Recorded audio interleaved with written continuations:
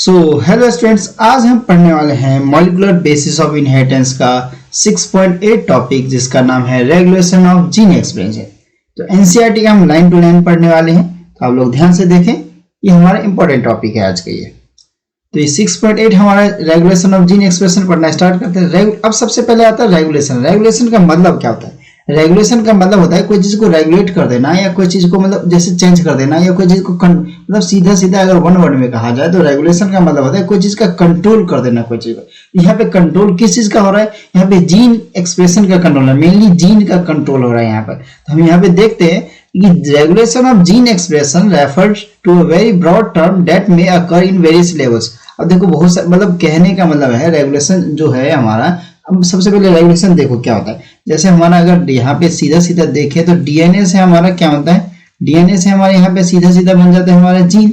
Gene से क्या बनता है हमारे यहाँ पे? मैसेंजर आरएनए बनता है। मैसेंजर आरएनए, मैसेंजर आरएनए से जो बनता है हमारा क्या बनता है? प्रोटीन बनता है हमारा यहाँ पे। ठीक है, प्रोटीन बनता है। ये चीज देखना है। अब ये देखो, अब जीन से डायरेक्टली जो हमारा जीन से डायरेक्टली हमारा जो प्रोटीन हुआ, प्रोटीन जो बना, अब प्रोटीन जो बना हमारा उस प्रोसेस को हम क्या कहते हैं? हम कह देते हैं कि जीन एक्सप्रेशन। इसको हम क्या कहते हैं? जीन एक्सप्रेशन कहते हैं। यहाँ पे रेगुलेट कर रहा है यानी डायरेक्टली प्रोसेस हो रहा है। अब प्रोटीन में क्या होता है? प्रोटीन में हमारा अब प्रोटीन जो बनता है, प्रोटीन कोई एंजाइम्स हो सकते हैं हमारे पास या कोई हार्मोन्स हो सकता है, हार्मोन्स हो सकते हैं हमारे पास। ठीक है, हमने काफी ज्यादा हार्मोन्स को पढ़ा हुआ है इसमें। तो हार्मोन्स हो सकता है कोई भी चीज, जैसे हमारे पास ACTH हो गया, ये हमारे पास प्रोजेस्टेरोन हो गया, एस्ट्रोजन, ऑक्सीटोसिन, हमारे पास काफी ज्यादा हार्मोन है, एंजाइम्स हमारे पास काफी ज्यादा, वो सब हम पढ़ते हैं इसमें। ठीक है, जैसे RNA पॉलीमरेज एंजाइम हो गया, इन सब एंजाइम की बात होती है। तो हमारे पास ये प्रोटीन, पूरे जो प्रोटीन बनने की प्रोसेस, इसको हम क्या कहते हैं? जीन एक्सप्रेशन कह देते हैं। जीन एक्सप्रेशन, इसको हम कहते हैं जीन एक्सप्रेशन। अब देखो फिर आगे चलते हैं, आगे देखते हैं अब इसमें स्टेटमेंट क्या कह रहा है। तो regulation of gene expression refer करता है हमारा वेरी ब्रॉड यानी फैला हुआ है, दैट टर्म में अकर इन वेरियस लेवल्स। अब इसके लेवल्स बहुत सारे यानी कि बहुत सारे अलग अलग लेवल है इसके हमारे पास, किसके? जीन रेगुलेशन के। ठीक है, अब कहीं पे हमें कोई सेल में अगर किसी एंजाइम्स या किसी हार्मोन की डिमांड होती है तो वो काम करता है वहां पर, जिसमें नहीं होता है वहां पे काम नहीं करेगा, सीधी बात। ठीक है, तो इसके लेवल पे हम देखते हैं इसके बेसिस पे। तो considering that gene expression result in the formation of polypeptide. अब क्या होता है हमारा जो जीन हमारा क्या होता है? मेनली जीन क्या बना लेता है हमारा? अब यहाँ पे लिखा हुआ है जीन, अगर लिखे हैं तो जीन हमारा क्या बनाता है? एक हमारा पॉलीपेप्टाइड बना लेता है। पॉलीपेप्टाइड कौन बना लेता है? It can be regulated eight several levels. इसके भी बहुत सारे लेवल होते हैं हमारे पास। अब इन यूकैरियोट्स की बात करें, अभी पहले यूकैरियोट्स की बात करेंगे, फिर प्रोकैरियोट्स की बात करेंगे। तो आज हम यूकैरियोट्स और प्रोकैरियोट्स की ही बात करेंगे। जीन रेगुलेशन और लेक ऑपरेंट जो टॉपिक है वो हम नेक्स्ट लेक्चर में देखने वाले हैं। ठीक है, तो यहाँ पे यूकैरियोट्स की बात करते हैं। In eukaryotes the regulation could be exerted. अब देखो इसके भी हमारे पास 4 स्टेप्स यानी 4 लेवल है मेनली। सबसे पहले आता है हमारा ट्रांसक्रिप्शनल लेवल, दूसरा आता है प्रोसेसिंग लेवल, तीसरा आता है transport of messenger RNA from nucleus to the cytoplasm. अब देखो, और इसको लास्ट लेवल आता है ट्रांसलेशन लेवल। अब इसका लेवल की बात करते हैं हम। देखो सबसे पहले अब देखो हमारा क्या होता है? DNA से जीन बना, जीन से हमारा क्या बनता है? जीन से हमारा मैसेंजर। अब मैसेंजर RNA से अब हमारा मैसेंजर RNA की बनने की प्रोसेस यहाँ पे हमारा होता है ना, ये हमारा प्राइमरी कहते हैं ना, प्राइमरी लिखा है ना, प्राइमरी ट्रांसक्रिप्ट होता है हमारा, प्राइमरी ट्रांसक्रिप्ट होता है। मैं यहीं पे लिख देता हूँ, प्राइमरी ट्रांसक्रिप्ट होता है हमारा।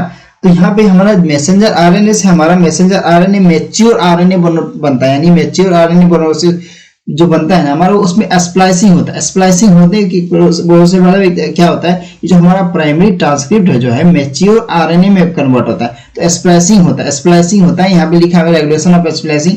तो अगर सीधा सीधा अगर हम बात करते हैं यहाँ पे, हमारा क्या है? मैसेंजर RNA से, मैसेंजर RNA जो है हमारा, मैसेंजर RNA से मैच्योर मैसेंजर RNA जो बनता है हमारा, तो यहाँ पे एक प्रोसेस होता है जिसको हम स्प्लाइसिंग कह देते हैं, स्प्लाइसिंग प्रोसेस कह देते हैं। और यहाँ पे हमारा ये कौन सा है? प्राइमरी ट्रांसक्रिप्ट है हमारा। अब यहाँ पे प्राइमरी ट्रांसक्रिप्ट से हमारा क्या होता है? मैच्योर मैसेंजर RNA बनता है, उसको हम स्प्लाइसिंग प्रोसेस कहते हैं। फिर फर्दर प्रोसेस हमारा प्रोटीन ही बनाता है। अब प्रोटीन हमारा कहाँ जाता है, प्रोटीन हमारा सीधा सीधा चले जाता है हमारा। अब प्रोटीन बनता है किसके अंदर, राइबोसोम्स में बनता है, हमने पढ़ा था ये। अब ट्रांसलेशन प्रोसेस होता है यहाँ पे, ठीक है। अब इसके बाद हमारा ये पॉलीपेप्टाइड बॉन्ड बन जाता है मेनली। ये सारा का सारा किस में होता है, साइटोप्लाज्म में, सेल के अंदर होता है साइटोप्लाज्म, उसके अंदर हो रहा होता है हमारा ये, ठीक है। अब ये प्रोसेस होता है हमारा। अब देखो यहाँ पे ट्रांसक्रिप्शन लेवल यानी फॉर्मेशन ऑफ प्राइमरी ट्रांसक्रिप्ट, इसको याद रखना है। हमारा एक एक लेवल पूछ सकते हैं यहाँ से, हमें यहाँ से क्वेश्चंस काफी ज्यादा पूछते हैं, लेवल के हिसाब से पूछता है। और दूसरा लेवल है, अब पूछेगा स्प्लाइसिंग लेवल किस में होता है, स्प्लाइसिंग जो रेगुलेशन होता है, रेगुलेट हो जाता है, स्प्लाइसिंग को कंट्रोल कौन करता है, तो प्रोसेसिंग लेवल करता है। और transport of messenger RNA from nucleus, अब देखो ट्रांसपोर्ट क्या करता है, अब मैसेंजर आरएनए जो ट्रांसपोर्ट करता है ना हमारे न्यूक्लियस के थ्रू, वो हमारे किसके अंदर क्या करता है, साइटोप्लाज्म के अंदर करता है, सीधी बात। इसके बाद ट्रांसलेशनल लेवल हमारा क्या आता है, ट्रांसलेशनल लेवल आने के बाद हमारा पॉलीपेप्टाइड लेवल आ जाता है इसके बाद, ठीक है। तो ये चीज होता है। अब देखो मेनली प्रोसेस हो क्यों रहा है यहाँ पे, अब देख लो हमारे पास मतलब हम एक एग्जांपल लेके कुछ भी मतलब लेके समझ सकते हैं। जैसे हमारा कोई सेल है, ठीक है, हमारा कोई सेल है, उसको डिमांड है किसी, जैसे कोई डिमांड है उसको किसी एंजाइम की या किसी हार्मोन की, तो वहां पे वो क्या करेगा, जीन एक्सप्रेशन यानी जीन एक्सप्रेशन करके मतलब रेगुलेशन ऑफ जीन एक्सप्रेशन करेगा, काम करेगा। तो वहां पे वो एंजाइम या हार्मोन्स को पहुंचाएगा वहां पे, और जहां पे डिमांड नहीं होगी वहां पे वो पहुंचाएगा नहीं, वहां पे वो बिल्कुल वर्क नहीं करेगा, यानी कि वहां पे सीधा सीधा वो क्या करेगा, रोकने का काम करेगा, रोकेगा वहां पर वो, ठीक है। तो यूकैरियोट्स में ये होता है हमारा। इसके बाद नेक्स्ट पे आगे भी जाते हैं, हम आगे पढ़ते हैं एनसीईआरटी का लाइन, द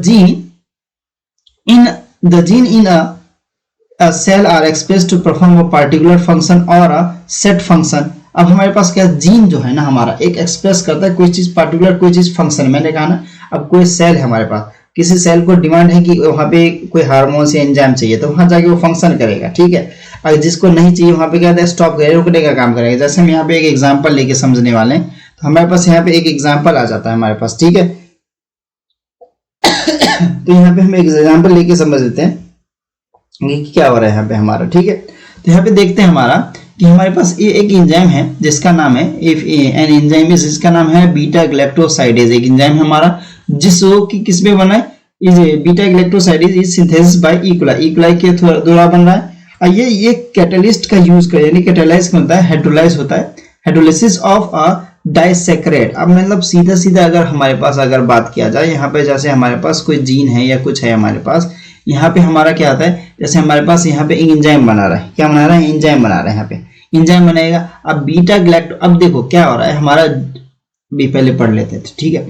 अब लैक्टोज जो डाइसैकराइड है, डाइसैकराइड कन्वर्ट करता है लैक्टोज, लैक्टोज हमारा जो कन्वर्ट होता है, अब देखो लैक्टोज कन्वर्ट करता है किसको, डायरेक्टली लैक्टोज और ग्लूकोज में कन्वर्ट करता है, ठीक है। And the bacteria use them the source of, अब बैक्टीरिया करता है सोर्स। अब देखो बैक्टीरिया की बात कर रहे हैं, यूज कर रहे हैं सोर्स, एनर्जी का सोर्स यूज कर रहा है। लेकिन यहाँ पे आता है कि जो हमारे पास जैसे कोई हमारे पास सोर्स है, जैसे ठीक है बैक्टीरिया है, मतलब बैक्टीरिया है कोई चीज मान लेते हैं। अब जो बैक्टीरिया जो है ये डायरेक्टली ना हमारे क्या करता है, बीटा ग्लैक्टोसाइडेज जो एंजाइम है उसका यूज डायरेक्टली नहीं कर सकता, तो वो क्या करता है, वो हाइड्रोलिसिस करता है, वो हाइड्रोलिसिस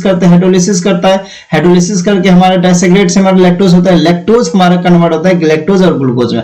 यही ग्लैक्टोज ग्लूकोज जो एनर्जी के तौर पे यूज किया जाता है, हमारा कौन यूज करता है, ये बैक्टीरिया यूज करता है एनर्जी के तौर पे, इसको यूज कर लेता है, ठीक है। तो ऐसा प्रोसेस होता है यहाँ पे। हेंस इसी से पता चलता है if the bacteria do not have, अगर बैक्टीरिया के पास अगर लैक्टोज एंजाइम नहीं है हमारे पास, मतलब मान लो कि if the bacteria do not have lactose around them to be utilized for energy source, they would no longer require the synthesis of enzyme beta glucose. अगर बैक्टीरिया को अगर ना वहां पे क्या मिलेगा, लैक्टोज एंजाइम अगर वहां पे नहीं मिलता है, तो वो लंबे टाइम तक क्या नहीं बना सकता, बीटा ग्लैक्टोसाइडेज एंजाइम नहीं बना सकता वो, ठीक है। एंजाइम बनाने के लिए उसको चाहिए होता है वो। अब देखो, अब सीधा सीधा बैक्टीरिया ने क्या इनडायरेक्टली काम किया। अब डायरेक्टली तो एनर्जी ले नहीं सकता वहां से, तो इनडायरेक्टली उन्होंने क्या किया, अब लैक्टोज को किस में तोड़ा, ग्लैक्टोज और ग्लूकोज में, इन दोनों से इन्होंने क्या कर दिया, एनर्जी ले लिया, किसने, बैक्टीरिया ने। अब अगर एनर्जी नहीं मिलेगा, अगर लैक्टोज यानी नहीं मिलेगा, तो क्या करेगा, बैक्टीरिया को एनर्जी नहीं मिलेगा तो बैक्टीरिया क्या करेगा, सिंथेसिस नहीं करेगा। किसकी सिंथेसिस नहीं करेगा, बीटा ग्लैक्टोसाइडेज का सिंथेसिस नहीं करेगा।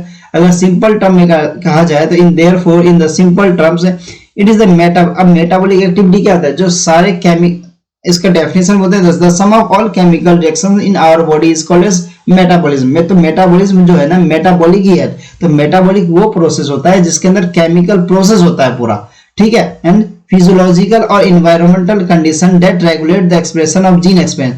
अब देखो ये तीन चीज दिखाई गया, बोले अगर सिंपल टर्म में कहा जाए मेटाबॉलिक प्रोसेस, ठीक है, पहला, दूसरा फिजियोलॉजिकल और तीसरा हमारा इन्वायरमेंटल, ये तीनों कंडीशन जो को रेगुलेट करता है कौन, जीन एक्सप्रेशन। अगर बात करें तो जीन एक्सप्रेशन हमारे अंदर भी बकायदा जीन एक्सप्रेशन होता है, ठीक है, क्योंकि हम यूकैरियोटिक पढ़ रहे हैं, हम लोग भी क्या यूकैरियोटिक है।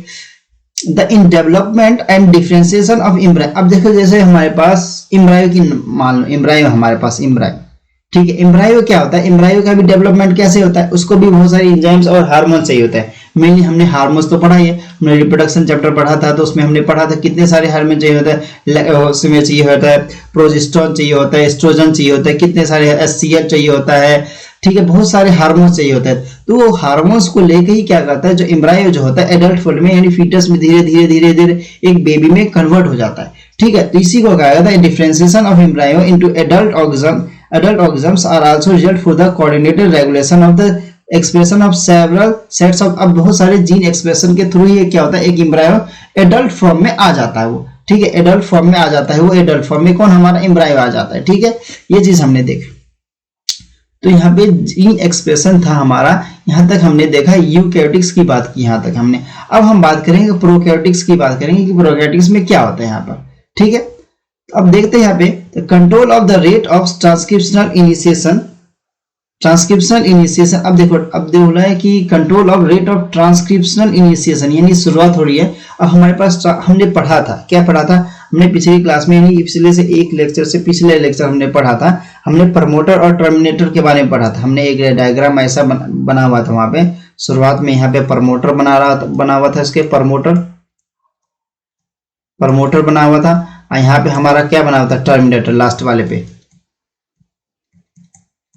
अब टर्मिनेटर बना हुआ था। और यहाँ पे हमारा क्या था, बीच में स्ट्रक्चर था, ये ऐसे हम स्ट्रक्चर क्या कहते थे, इसे हम स्ट्रक्चर जीन कह देते थे, ठीक है, स्ट्रक्चर जीन था।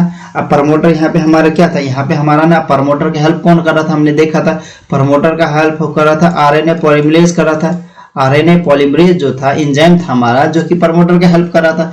यही भी बात कर रही है, the control of the rate of transcriptional initiation is the predominant यानी शुरुआत में side of control gene expression. तो यहाँ पे जीन एंजाइम की बात हो रही है, यानी कि जीन एक्सप्रेशन हो रहा है, यहाँ पे कौन का जीन एक्सप्रेशन, यानी कि एंजाइम हमारा आरएनए पॉलीमरेज जीन एक्सप्रेशन हो रहा है, प्रमोटर पे काम कर रहा है। तो यहाँ पे क्या हो रहा है, यहाँ पे शुरुआत हो रही है, ठीक है, यहाँ पे शुरुआत कर रहा है इनिशियल स्टेज में, लिखा है ना predominant side of control of gene expression. तो यही बात है हमारे पास। अगर आपने इसे लेक्चर जो हमारा पिछला वाला नहीं देखा है तो आप डिस्क्रिप्शन में हम लिंक दे देंगे, या हमारा प्लेलिस्ट है हमारा, उसमें आप जाके देख सकते हैं। इन a transcription unit, the activity of RNA polymerase at a given promoter in turn regulated by interaction with accessory proteins which affect the ability of recognized start sites. These regulatory proteins can act both positively activator and negatively repressor. अब देखो यहाँ पे बात करिए, अब positive यानी अब इस पॉजिटिव और नेगेटिव की बात हो रही है, यानी जब डिमांड होगी यानी बनना होगा तो अब चाहिए होगा तब बनेगा। अब यहाँ पे क्या होता है हमारे पास, सीधे बात ट्रांसक्रिप्शन यूनिट आरएनए पॉलीमरेज की बात हुई, ठीक है, प्रमोटर में वो शुरुआत यहाँ से स्टार्ट किया उन्होंने, प्रोटीन बनाना है, ठीक है, स्ट्रक्चर प्रोटीन लास्ट में टर्मिनल में एंड हो गया हमारे वहाँ। अब यहाँ पे इफेक्ट कर लेता है एबिलिटी पे स्टार्ट साइड पे ही, अगर वहाँ पे अगर उसको बनाना नहीं होगा तो वहाँ पे हमारा क्या रेगुलेटरी जीन जो है, हमारा रेगुलेटरी जीन वो एक्ट करता है। अब रेगुलेटरी जीन बताएगा कि हमें वो पॉजिटिव एक्ट करना है या नेगेटिव एक्ट करना है। पॉजिटिव अगर हम मतलब कहा जाए तो हमें एक्टिवेटर यानी एक्टिवेट करके हमें उसे प्रोटीन बनाना है या नहीं बनाना है, ठीक है। नेगेटिवली यानी रिप्रेसर जो होता है हमारा, रिप्रेस करेगा यानी रोकेगा, स्टॉप करने की कोशिश, इसके ना अब इसको स्टॉप करने की कोशिश कर, कौन, रिप्रेसर जो होता है इसको रिप्रेस करने की कोशिश करेगा, रिप्रेसर स्टॉप करने की कोशिश करेगा, ठीक है। लेकिन जो हमारे पास ये जो होता है ये हमारा नेगेटिव कहलाता है, नेगेटिव। और जो पॉजिटिव हमारा जो होता है उसको स्टार्ट करेगा तो एक्टिवेटर कहलाएगा हमारा, एक्टिवेटर, ठीक है, वो हमारा क्या होता है पॉजिटिव हो जाता है। तो ये चीज हमें ध्यान में रखना है।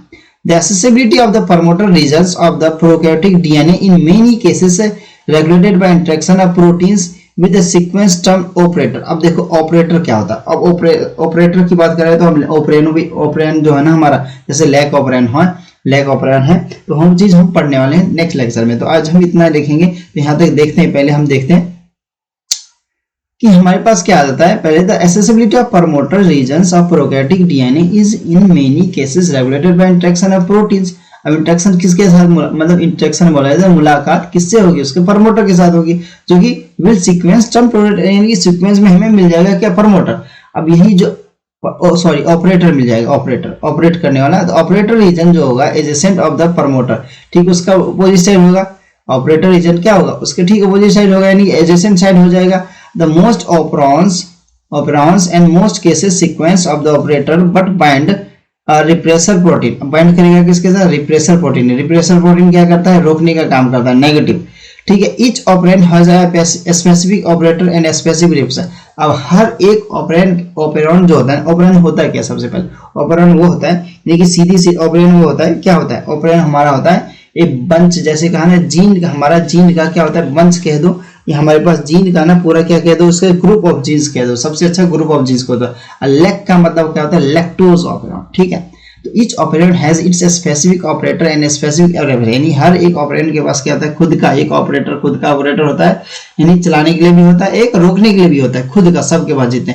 जैसे हमारे पास मान लो कि जैसे लैक ऑपरेंड की बात, यानी लैक्टोज ऑपरेटर की बात करें, तो is present only lac operand. अब देखो लैक ऑपरेटर में लैक ऑपरेंड होगा, it interacts with specially lac repressor की भी बात। अब लैक रिप्रेसर इसे रोकेगा, ठीक है, इंटरेक्ट करेगा, यानी कि अगर जैसे मुलाकात होती है ना, मतलब जैसे अगर एक शांत है, एक मतलब कुछ हरकत करता है, एक कुछ हरकत नहीं करता है, मतलब रोकता है सीधा, ठीक है। मतलब जैसे होता है अगर मान ले कहीं पे लड़ाई झगड़ा हो रहा है, तो एक क्या कर रहा है, बीच में जाके और ज्यादा लड़ाई झगड़ा करवा देता है, लेकिन एक क्या करता है, शांत करने की कोशिश करता है। तो कुछ ऐसी इसी टाइप का हमारा ये चीज हो जाता है, ठीक है। तो यहाँ पे ये चीज हमारा आ जाता है, तो इसको आप अच्छे से समझ सकते हैं। हमारा लैक ऑपरेंड जो है तो हमारा ये नेक्स्ट टॉपिक होगा हमारा, जिसे हम नेक्स्ट लेक्चर में कवर करेंगे। तो आप इसे देख सकते हैं, यहाँ पे हम देखेंगे एक चीज हम नहीं लगाए, ठीक, वो हमारा है क्वेश्चंस। अब यहाँ इस बॉक्स यहाँ से क्वेश्चंस काफी पूछे जा चुके हैं। अब कौन कौन से क्वेश्चन पूछे जा चुके हैं ये चीज देख लो। अब पॉजिटिवली चार्ज जो मैंने कहा था एक्टिवेटर जो है, अब ये पूछ सकता है, और नेगेटिवली चार्ज ये एक्टिवेटर पूछ सकता है। अब यहाँ पे हमने एक चीज तो देखो, प्रमोटर को स्टार्ट इनिशिएट कौन करता है, आरएनए पॉलीमरेज, ये तो याद रखना, ठीक है। हमारे पास यूकैरियोटिक में ये चीज था इतना, ठीक, इसमें इतना था। अब जाते हैं यूकैरियोटिक में हम शुरुआत से अगर हम बात करें तो हमारे पास ये चारों चीज हमारे पास सबसे ज्यादा मेन चीज होता है। और हमारे पास ये चीज देखना होता है कि रेगुलेशन होता है क्या। रेगुलेशन एक कंट्रोल करने वाला हमारा रेगुलेशन वो होता है जो कि जीन एक्सप्रेशन को कंट्रोल करके रखता है, ठीक है, वो चीज हमने देखा, ठीक है। इसके बाद हमारे पास यहाँ एग्जांपल, अब देखो बीटा गैलेक्टोसाइडेज का हमने एग्जांपल लिया। अब बीटा गैलेक्टोसाइडोज जो है सिंथेसिस करना है बैक्टीरिया, ठीक है। अब ये कैसे कर रहा है, क्यों कर रहा है, अब ये एनर्जी मिल रहा है, कैसे मिल रहा है। अब डायरेक्ट तो एनर्जी नहीं ले रहा है, ये इनडायरेक्टली रह रहा है, डायरेक्ट एनर्जी ले नहीं सकता, क्योंकि तो इनडायरेक्टली ले रहा है। कैसे, ये हाइड्रोलाइसिस करके ये लैक्टोज को तोड़ के, मतलब क्या ग्लैक्टोज और ग्लूकोज में कन्वर्ट करके ग्लैक्टोज और ग्लूकोज से एनर्जी ले लेता है। तो ये चीज हमें ध्यान देना है, ठीक है। ये चीज हमें यहाँ से क्वेश्चन पूछ सकता है। फिर इसके बाद जो बोल रहा है यहाँ पे हमारे पास एक चीज और लाइन है यहाँ पे। अब एडल्ट, अब जैसे एम्ब्रायो की बात कर रहे हैं तो एम्ब्रायो में कैसे क्या होता है, हमें जैसे देखे इंजाइम्स की बात होती है, इंजाइम्स और हार्मोन्स की बात होती है हमें मेनली। तो प्रोटीन्स बनता है तो इंजाइम्स, और अब होता है जैसे अगर मैंने कहा जैसे हमें एक सेल है हमारे पास, उस सेल को डिमांड है कि हमें इस मतलब एक स्पेसिफिक प्रोटीन चाहिए, यानी प्रोटीन या मतलब हार्मोन चाहिए उसे, यानी हार्मोन चाहिए, मान लो प्रोटीन यानी हार्मोन या कोई एंजाइम चाहिए उसको, तो वो चीज वहां पे जाके उसको देगा। लेकिन जिसको चाहिए नहीं और लेकिन वो आ रहा है तो उसको क्या करेगा, जाके रोकने की कोशिश करेगा। तो ये चीज प्रोसेस होता है, हमें इसमें ये चीज याद रखना।